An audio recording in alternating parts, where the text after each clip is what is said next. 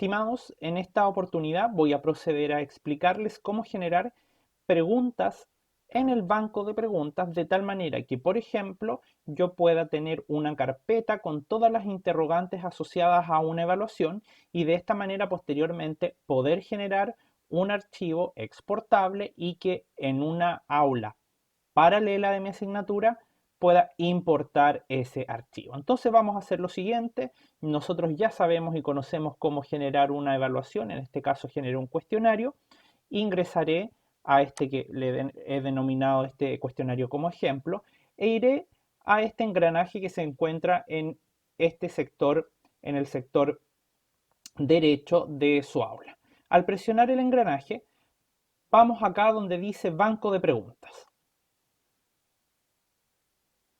Y si ustedes se fijan en el banco de preguntas, ahí van a aparecer las preguntas que ustedes ya tienen almacenadas en su aula, que dice por defecto en plantilla. Eso significa que todas las preguntas que usted fue generando, no en el banco de preguntas, sino que a partir de la generación de una evaluación únicamente o de un cuestionario, van quedando guardadas por defecto en la plantilla. Entonces lo que vamos a hacer acá, antes de comenzar a generar las preguntas, vamos a presionar categoría y luego de categoría vamos a generar una nueva categoría. Porque acá dice la categoría padre, que es esta categoría grande, que es cuando una pregunta la generamos fuera del banco de preguntas, va a quedar por defecto almacenada en esta categoría padre. Ahora lo que vamos a hacer es generar, por ejemplo, una categoría que se va a denominar prueba solemne. Esto a efectos de ejemplo y añado la categoría. Hecho eso, ya se generó esta nueva categoría. Ahí dice prueba solemne. Entonces ahora presiono la pestaña preguntas y comienzo a generar las preguntas.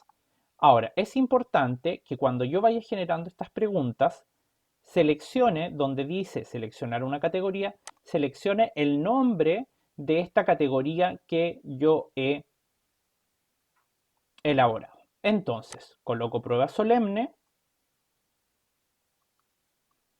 y luego lo que hago es crear, si ustedes se fijan, en esta categoría prueba solemne no tengo ninguna pregunta. Entonces, crear nueva pregunta. Entonces voy a optar por una pregunta de opción múltiple, coloco agregar. Como ya sé que es de la prueba solemne, voy a colocar acá en el nombre de la pregunta, únicamente yo voy a ir colocando, puedo ir colocando el contenido asociado a esa pregunta y voy a colocar quizás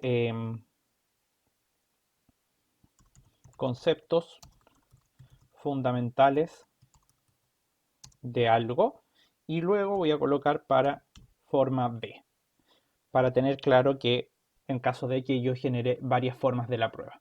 El enunciado de la pregunta, ¿cuál de las siguientes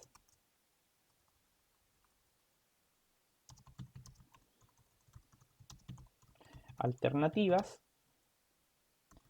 permite completar el enunciado que se presenta a continuación? Entonces voy a optar por un ejercicio como este, solo uno, solo dos, solo tres,